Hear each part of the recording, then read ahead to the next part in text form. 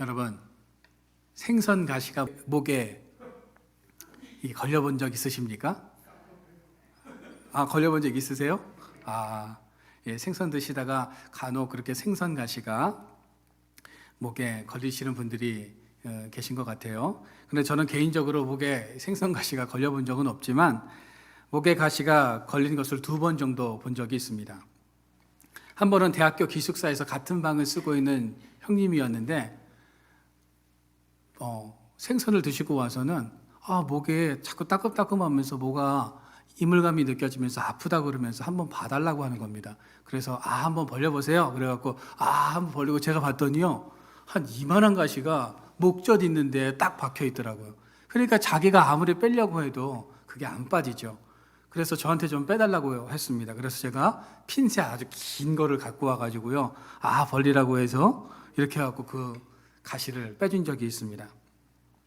또 한 번은요, 저희 아들 시온이가 초등학교 시절에 학교에 급식이 나오는데 급식에서 아마 생선이 나왔던 것 같습니다. 그래서 그 생선을 먹었는데 목에 가시가 박힌 것 같다며 한번 봐달라고 하는 겁니다. 그래서 제가 한번 봐준 적이 있잖아요. 그래갖고 한번 벌리라 그래가지고 해서 봤는데 이번에는 아무리 육안으로 봐도 가시가 보이지가 않는 겁니다.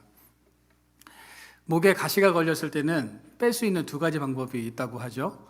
한 가지는 기침을 자꾸 하면 그 가시가 나온다고 하고요. 아니면 점성이 있는 밥이라든지 끈적끈적한 것을 먹으면 그것과 함께 목에 넘어간다고 합니다. 그래서 제가 시온이한테 밥을 많이 먹고 꿀꺽 한번 삼켜라고 하면서 그거를 시켜봤는데도 계속 이물감이 느껴지면서 목이 아프고 따끔따끔하다는 거예요. 그래서 어쩔 수 없이 병원에 데려갔습니다. 병원에 데려가서 엑스레이를 찍어봤는데 엑스레이에서 찍어봐도요, 아무런 가시 흔적이 나타나지 않는 겁니다. 그러면서 의사가 그런 얘기를 해요. 그 가시가 목에 완전히 박혔을 수도 있고 그것이 찌르고 나갈 수도 있다. 그런데 이런 경우에는 2가지 치료 방법이 있는데, 하나는 목을 절제를 해서 가시가 있는지를 열어보는 방법이 하나가 있고, 하나는 일주일 동안 한번 잘 경과를 지켜보는 방법이 있는데 어떤 것을 선택하시겠냐고 저한테 묻는 겁니다. 당연하죠. 보이지도 않는 그 가시 때문에 목을 절개를 해서 그 안을 들여다보는 것은 말이 안 되죠. 그래서 한번 일주일 동안 제가 지켜보겠다라고 하면서 집으로 왔습니다. 그리고 매일과 같이 괜찮아? 목은 안 따끔해? 아파? 그 증상을 매일같이 물어보면서 일주일을 유심히 관찰한 적이 있습니다. 가시가 목에 걸리면 일상이 참 불편하고 무언가 먹을 때마다 목이 아플 겁니다. 가시가 눈에 보이면 빼기라도 할 텐데 작은 가시는 눈에 보이지도 않아서 아픔과 불편을 끼친다는 거죠. 여러분, 가시는 이렇게 우리에게 아픔과 불편을 줍니다. 그런데 우리의 삶에도 이런 가시와 같은 존재들이 있다는 거죠. 여러분들의 삶에 가시와 같은 사람들은 어떤 분들이십니까? 나를 아프게 하고 나를 불편하게 하는 사람들이 존재할 수도 있죠. 그런 사람들이 우리 인생에서 없다면 참 좋겠는데, 우리가 살다 보면 직장에서 또 가정에서 인간관계 속에서 그런 가시와 같은 역할들을 하는 사람들을 꼭 만나게 된다는 겁니다. 이스라엘 백성들에게도 목에 가시와 같은 존재들이 있었습니다. 누구였을까요? 아말렉이라는 족속이었습니다. 아말렉은 이스라엘 백성들을 고통스럽게 하고 힘들게 하는 족속이었다는 거죠. 그러면 아말렉이 이스라엘 백성들에게 어떻게 했길래 목에 가시와 같은 존재라고 말하고 있는 것일까요?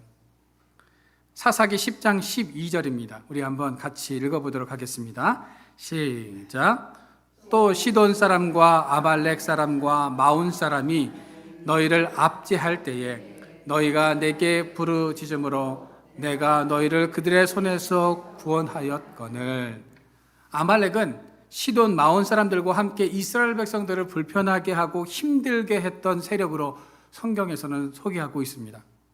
여기서 압제하다라는 표현은요, 단순히 힘으로 누르고 정복하다라는 그런 의미가 아닙니다. 아주 적극적으로 괴롭히고 학대했다라는 것을 말하는 것이죠. 아말렉이 이스라엘 백성들의 숨통을 조여왔다는 뜻입니다. 오죽했으면 이스라엘 백성들이 하나님께 부르짖어서 아말렉의 공격으로부터 우리를 구원해 줄 것을 부르짖어 기도했겠습니까? 하나님께 부르짖어 매달린 만큼 아말렉이라는 족속은 이스라엘에게 있어서 고통 그 자체였다라는 것을 우리는 알 수 있습니다. 사사기 6장 3절에서 4절에 보시면 아말렉은 이스라엘 백성들이 땀 흘려 키워놓은 곡식과 열매들을 남기지 않고 빼앗아갔던 족속입니다. 우리가 같이 이 말씀을 한번 읽어보도록 하겠습니다. 시작.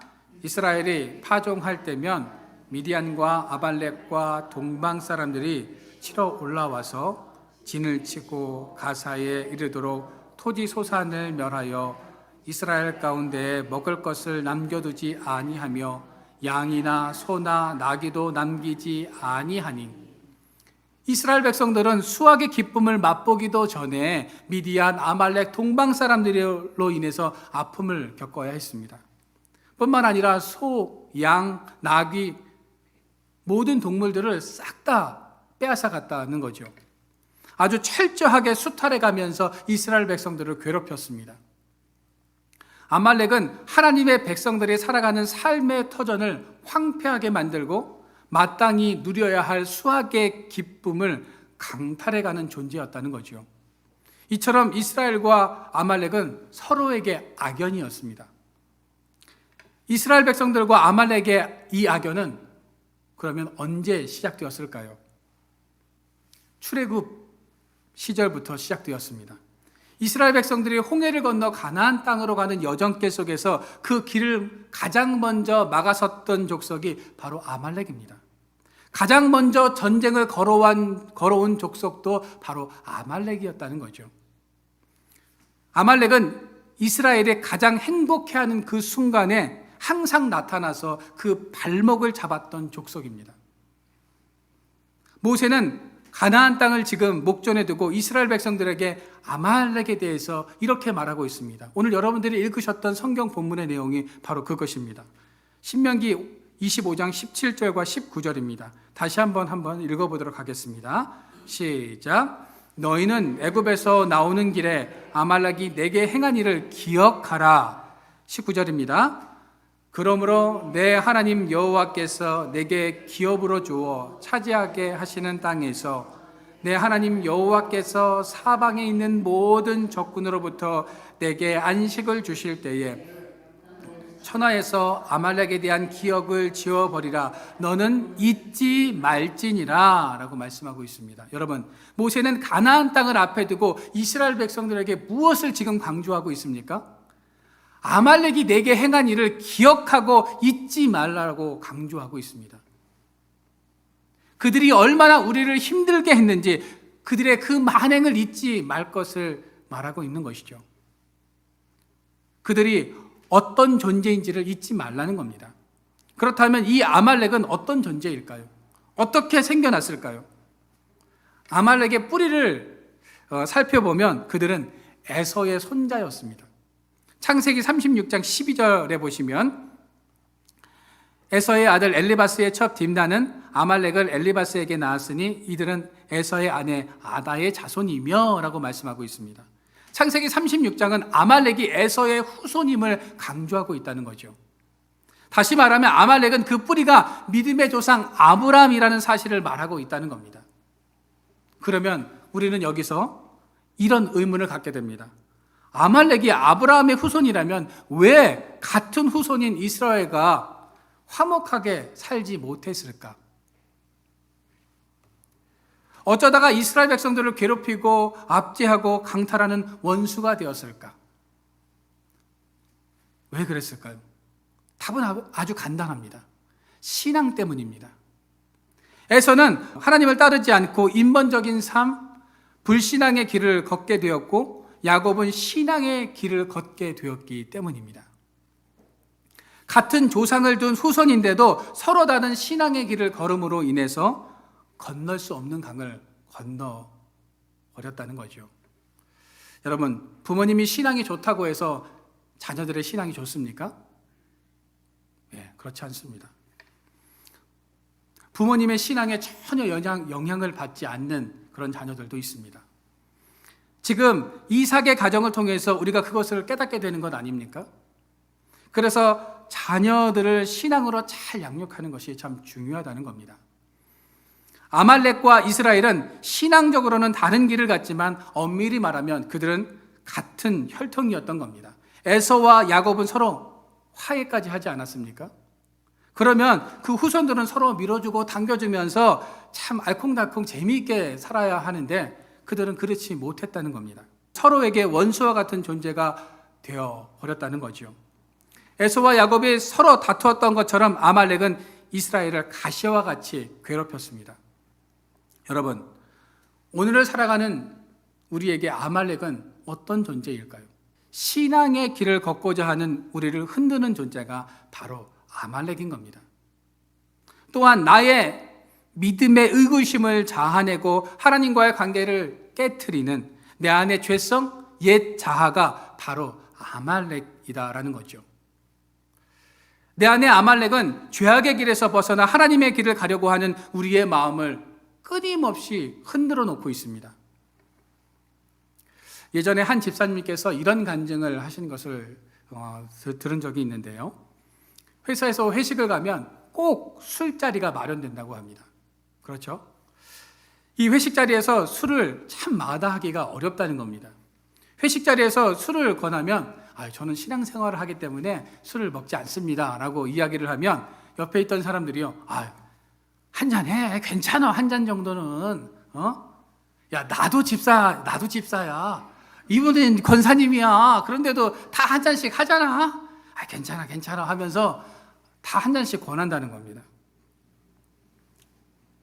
그래서 어쩔 수 없이 이거를 마실까 말까를 고민을 하다가 마시면, 교회 다니는 사람이 술 마신다며 어떻게 믿음 없는 행동을 하냐고 이렇게 이야기를 한다는 거죠.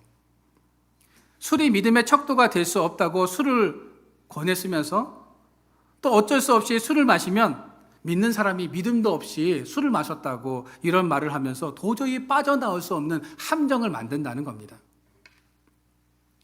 여러분, 아말렉과 같은 존재들은 술을 먹어도 믿음에 아무런 문제가 없다고 말을 합니다. 한 번쯤이야 괜찮다고 이렇게 말을 합니다. 이처럼 외부의 아말렉과 내부의 아말렉은 우리의 믿음을 쉼없이 흔들어 놓는다는 거죠. 우리의 삶을 흔들어서 하나님과의 관계를 깨트려서 하나님과 점점 멀어지게 한다는 겁니다.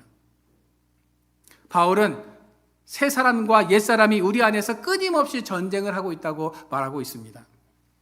여러분, 우리는 외부와 내부의 아말렉과 같은 존재들에 의해서 얼마나 많이 무너지고 실패했습니까?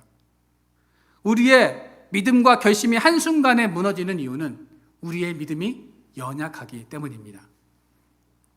우리가 절대로 유혹에 넘어가지 않기 위해서는 믿음의 반석 위에 여러분 든든히 서야 하는 것입니다. 여러분, 그러면 아말렉은 왜 이스라엘 백성들을 공격했을까요? 첫째로 이스라엘 백성들이 만만해 보였고 자신들이 훨씬 더 강하다고 생각했기 때문입니다. 오늘 본문 신명기 25장 18절입니다. 같이 한번 읽어보도록 하겠습니다. 시작. 곧 그들이 길에서 만나 내가 피곤할 때에 내 뒤에 떨어진 약한 자들을 쳤고 하나님을 두려워하지 아니하였느니라. 18절 중반절에 보시면 내 뒤에 떨어진 약한 자들을 쳤고 라고 말씀하고 있는데요. 여기서 쳤고는 꼬리를 치다라는 그런 뜻입니다. 여러분, 고대 전쟁에서는요, 불문율이 있었습니다.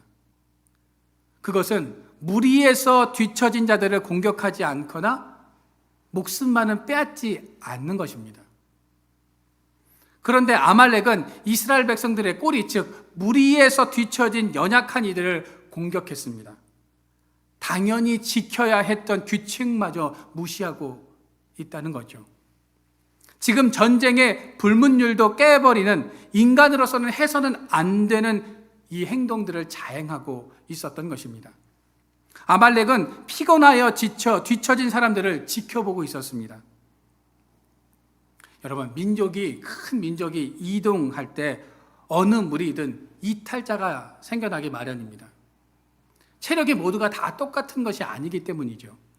어떤 사람은 아무리 걸어도 지치지 않는 그런 사람들이 있습니다. 반면에 어떤 사람은 금방 지치고 주저앉아 버리는 사람들이 있죠. 그런데 아말렉은 피곤해서 진열해서 이탈한 사람들에게 접근해서 그들을 괴롭혔고 그들이 가지고 있는 것들을 약탈했습니다. 가차없이 살인을 일삼았습니다. 만약 이스라엘 백성들이 진열을 갖추고 이탈자가 없었다면 아말렉이 공격해 왔을까요? 아마 공격하지 못했을 겁니다. 그런데 아말렉이 기회를 엿볼 수 있었던 이유는 믿음의 낙오자가 생겼고 그들이 만만해 보였기 때문입니다. 자신들이 훨씬 더 강하다고 생각하고 있었기 때문입니다. 여러분, 우리가 신앙생활을 하면서 믿음의 낙오자가 되어서는 안 됩니다.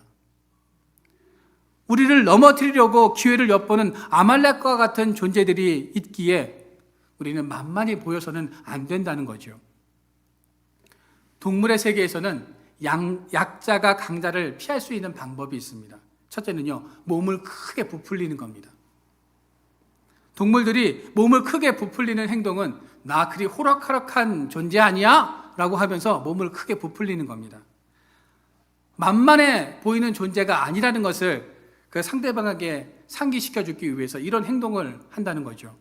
둘째는 무리에서 이탈하지 않는다는 겁니다. 무리에서 이탈하는 순간 맹수들의 먹잇감이 되고 맙니다. 맹수들은요, 모여있는 약자들을 흩어놓은 후에 무리에서 떨어지고 혼자 된 이탈한 그 먹잇감을 사냥합니다. 아말렉도 맹수들처럼 이스라엘 백성들의 낙오자를 공격하고 있습니다. 아말렉은 우리의 신앙이 해이해지고 나태해지면 우는 사자와 같이 우리를 공격한다는 거죠. 불청객처럼 우리에게 찾아와서 신앙의 걸음을 걷지 못하도록 우리를 흔들어 놓습니다. 그리고 하나님께서 주시는 은혜와 평강을 강탈해가 버립니다. 여러분, 아말렉과 같은 존재들의 먹잇감이 되지 않도록 믿음의 자리에서 이탈하지 마시기를 바랍니다. 그리고 믿음으로 무장하는 여러분들의 삶이 되어지기를 축원합니다. 두 번째로 아말렉은 하나님을 두려워하지 않았기 때문입니다.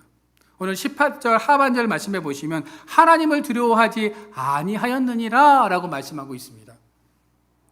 아말렉은요, 이스라엘을 이끌어 가시는 하나님을 두려워하지 않았기 때문에 그들을 공격했다는 겁니다. 아말렉이 이스라엘 백성들을 인도하시는 하나님을 두려워했다면 그 백성이 아무리 하찮게 보여도 그들을 공격하지 않았을 겁니다. 아말렉은 하나님을 두려워하지 않았고 그 백성을 우습게 생각했다는 거죠. 아말렉은 하나님의 뜻을 경홀히 여겼던 에서로부터 내려온 불신앙적이고 인본적인 혈통을 물려받은 존재이기에 하나님을 두려워하지 않았던 것입니다. 모세는 오늘 본문에서 아말렉이 이스라엘을 괴롭히고 공격할 수 있었던 이유가 하나님을 두려워하지 않았기 때문이라고 분명하게 말을 하고 있습니다. 그렇습니다. 아말렉은 하나님을 두려워하지 않는 사람들을 말하는 것이죠. 또한 내 마음에 하나님 두기를 싫어하는 옛사람, 속사람을 말하는 것입니다. 여러분, 오늘 본문은 우리에게 분명한 사실 한 가지를 우리에게 말씀해 주고 있습니다. 우리의 마음에 하나님 두기를 싫어하고 하나님을 두려워하지 않고 살아가는 사람은 어떤 사람입니까? 아말렉과 같은 존재라는 사실을 우리에게 말씀해 주고 있다는 거죠.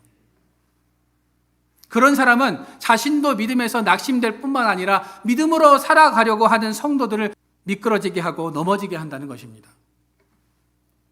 그렇다면 하나님을 불신하게 만드는 아말렉은 언제 어떻게 나를 공격해 올까요? 첫째, 힘이 없을 때 공격해 옵니다. 하나님을 두려워하지 않는 아말렉은 하나님의 백성을 공격하고자 호시탐탐 기회를 노리고 있었습니다. 조금이라도 지친 기색이 보이면 언제든지 가장 약한 부분을 공격해서 그들을 죽이고 약탈했다는 거죠. 신명기 25장 18절 중반절에 보시면 내가 피곤할 때에 라는 말씀이 나옵니다. 아말렉은 힘이 없고 피곤할 때에 이스라엘 백성들을 공격해 왔다는 거죠. 여러분, 그러면 이스라엘 백성들이 피곤해했던 이유는 무엇이었을까요? 광야를 걷고 있었기 때문입니다. 광야를 걸으며 에너지를 모두 소진하였기에 피곤했던 것입니다.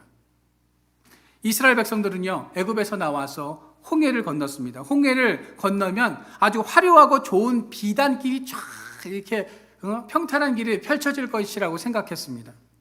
그런데 눈앞에 펼쳐진 광경은 이스라엘 백성들을 어리둥절하게 만들었죠. 전혀 생각하지도 않았고 기대하지도 않았던 환경이 눈앞에 펼쳐진 겁니다. 이스라엘 백성들이 걸어야 했던 그 광야길은 모래와 돌들로 가득 찬 곳이었습니다. 걷기가 너무 불편했고 정신 차리지 않으면 언제든지 넘어져서 크게 다칠 수 있는 길이었습니다. 먹을 것과 마실 것이 턱없이 부족했고요. 시원한 그릇은 찾아볼 수가 없었고 잠시 쉬는 것 자체가 사치인 것처럼 여겨지는 곳이었습니다. 가는 길만 문제가 아니었습니다. 한낮의 저희와 밤중의 추위가 이스라엘 백성들을 괴롭혔고 광활한 광야에서 언제 어떻게 공격을 받을지 모르는 상황이었습니다. 사방이 다 뚫려 있어서 경계를 소홀히 할 수 없었다는 거죠. 이스라엘 백성들이 걸어야 했던 광야길은 우리가 상상하는 것 이상으로 광활을 하면서도 거친 곳이었습니다. 그래서 에너지를 소비해야 하고 지칠 수밖에 없었다는 거죠. 여러분, 이스라엘 백성들의 이 광야길이 우리의 인생과 같다는 생각 안 드십니까? 우리는 부족함이 없고 평탄하고 평안한 삶을 원하지만 척박한 인생의 돌밭을 우리는 걸어야 했고 나를 언제든 넘어뜨리려고 하는 사람들과 경쟁하면서 두려움과 불안에 떨면서 살아가야만 했습니다. 우리는 참 치열한 삶을 살아갈 수밖에 없는데 우리의 적인 아말렉은 우리가 정신을 차리고 있을 때는 절대 공격해 오지 않다가 정신과 마음이 지쳐서 해이해지면 그 틈을 노리고 공격해 온다는 겁니다. 배터리가 완전히 소비된 것처럼 우리가 영적으로 지치고 피곤하고 힘이 완전히 소비되었을 때 공격해 옵니다. 그래서 우리는 늘 예수님과 함께 해야 합니다. 예수님과 함께 해야만 아말렉이 나를 공격하지 못한다는 거죠. 나는 언제든 죄에 넘어질 수 있고 연약한 존재이지만 주님은 우리를 넘어뜨리려고 하는 내부와 외부의 적인 이 아말렉으로부터 우리를 보호해 주십니다. 그분의 능력으로 이 아말렉을 물리쳐 주십니다. 여러분, 우리를 보호해 주시는 주님의 능력을 의지하며 오늘 하루를 살아가시기를 바랍니다. 인생의 피곤하고 힘든 광야길을 나홀로 걷는 삶이 아니라 주님과 함께 광야길을 걸으면서도 그 능력을 덧입는 삶을 살아가시기를 소망합니다. 여러분, 이스라엘 백성들은 광야길을 걸을 때 하나님과 온전히 함께하지 않았습니다. 광야를 믿음으로 걷기보다 하나님께 불평불만하면서 하나님을 경멸했습니다. 그래서 결국 이스라엘 백성들은 40년 동안 광야 생활을 해야만 했다는 거죠. 만약 이스라엘 백성들이 하나님의 능력을 믿고 신뢰하면서 홍해를 건너서 광야를 지났다면 광야에서 40년을 허비하지 않아도 되었을 것입니다. 그러니 아말렉은 그 틈을 노리고 공격해 온 것입니다. 여러분, 우리가 영적으로 피곤하고 지치면 우리의 적인 아말렉은요 언제든지 공격해 옵니다. 여러분, 나 혼자 인생길을 걸어가지 마시고 주님과 함께 인생의 광야길을 걸어가시기를 바랍니다. 주님과 함께 걸으면 주님께서 도우시고 우리에게 능력을 허락하여 주십니다. 아말렉이 공격하지 못하도록 피할 길도 주시고 막아 주십니다. 주님의 능력을 힘입고 복음의 전신갑주를 입고 주님과 함께 동행하는 인생을 살아가는 저와 여러분들의 삶이 되어지기를 축원합니다. 둘째로, 은혜를 망각할 때 공격해 옵니다. 출애굽기 17장 8절입니다. 우리 같이 한번 읽어볼까요? 시작. 그때에 아말렉이 와서 이스라엘과 르비딤에서 싸우니라. 여러분, 아말렉과 이스라엘이 싸우던 그때가 언제입니까? 우리는 그때를 주목해 보아야 합니다. 그때 르비딤에서 무슨 일이 일어났을까요? 이집트에서 나온 이스라엘 백성들은요, 르비딤에 장막을 쳤습니다. 이스라엘 백성들은 광야를 걸어오느라 갈증을 느꼈습니다. 그리고 물을 구하기가 쉽지 않았습니다. 그래서 모세에게 물을 달라고 요구를 하죠. 백성들의 요청은 단순히 물을 달라는 요구 수준이 아니었습니다. 모세와 다투고 그를 원망할 정도로 격하게 물을 요구하고 있습니다. 금방이라도 폭동이 일어날 것처럼 모세에게 강압적으로 물을 달라고 지금 요청하고 있다는 거죠. 그러자 모세는 하나님께 기도합니다. 하나님께서는 모세의 기도에 응답해 주셨습니다. 그런데 성경은 이 기적의 현장인 르비딤을 오히려 다툼의 장소로 부르고 있다는 거죠. 출애굽기 17장 7절입니다. 우리 같이 한번 읽어보도록 하겠습니다. 시작. 그가 그곳 이름을 마사 또는 무리바라 불렀으니 이는 이스라엘 자손이 다투었음이요 또는 그들이 여호와를 시험하여 이르기를 여호와께서 우리 중에 계신가 안 계신가 하였음이더라. 마사는 시험이라는 뜻이고요, 무리바는 불신, 의심이라는 뜻을 가지고 있습니다.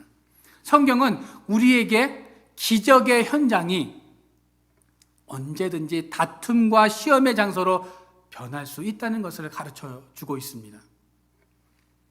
참 안타까운 것은 어쩌다가 기적의 장소가 다툼의 장소로 변했을까 하는 것입니다. 그 이유는 이스라엘 백성들이 하나님의 은혜를 망각했기 때문입니다.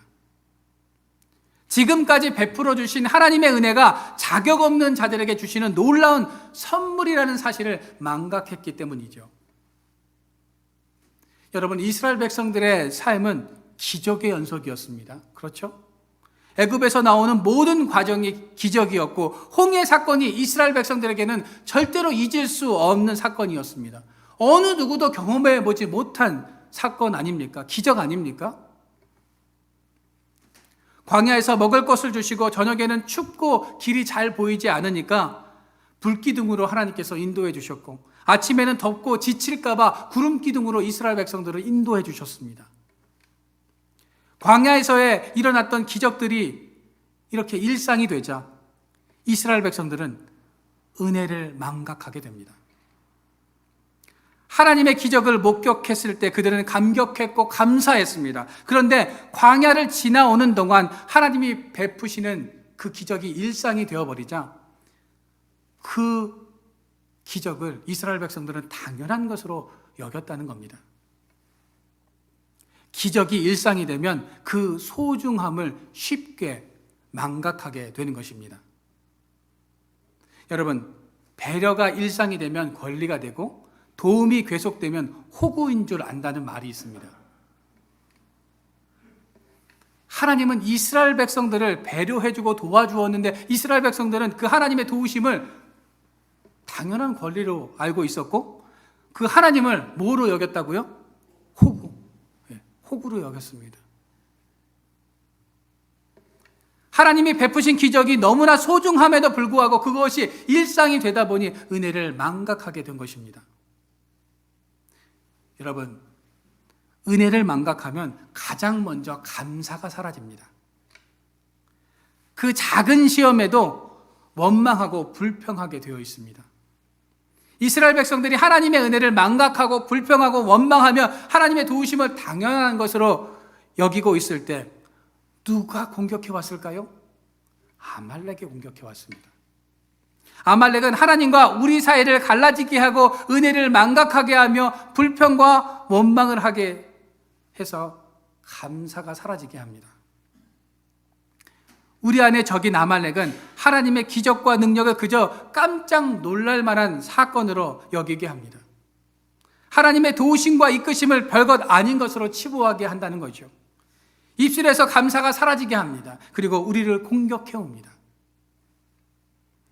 여러분, 이렇게 하나님의 은혜를 망각하고 불신하던 이스라엘 백성들은 어떻게 됩니까? 약속된 가나안 땅에 입성하지 못하게 됩니다. 이처럼 아말렉은 이스라엘 백성들이 가나안 땅에 들어가지 못하도록 하는 존재인 겁니다. 광야에서 엎드려지게 하는 존재이다라는 거죠. 결국 여호수아와 갈렙을 제외한 광야 1세대들은 내 속에 아말렉을 물리치지 못하고 광야에서 하나님의 은혜를 망각한 채 불신하다가 가나안 땅에 입성하지 못했습니다. 여러분, 내 안에 아말렉을 밀어내지 않으면 우리는 결국 광야에서 엎드려지게 되는 것입니다. 믿음에 낙심하게 되는 것입니다. 이 아말렉의 공격을 멈출 수 있는 방법은요, 하나님의 은혜를 날마다 기억하는 겁니다. 그것을 잊지 않고 감사하는 겁니다. 아말렉에게 틈을 주지 않는 겁니다. 하나님을 신뢰하고 그분께서 나와 함께 하심을 믿는 것입니다. 오늘도 깨어서 내 안에 아말렉과 싸워서 승리하시기를 소망합니다. 하나님의 은혜를 기억하지 못하게 하고 우리의 입술에서 감사를 빼앗아가는 가시와 같은 이 아말렉에게 틈을 주지 않고 영적으로 늘 충만한 삶을 살아가는 우리 모두가 되어지기를 주님의 이름으로 축원드립니다.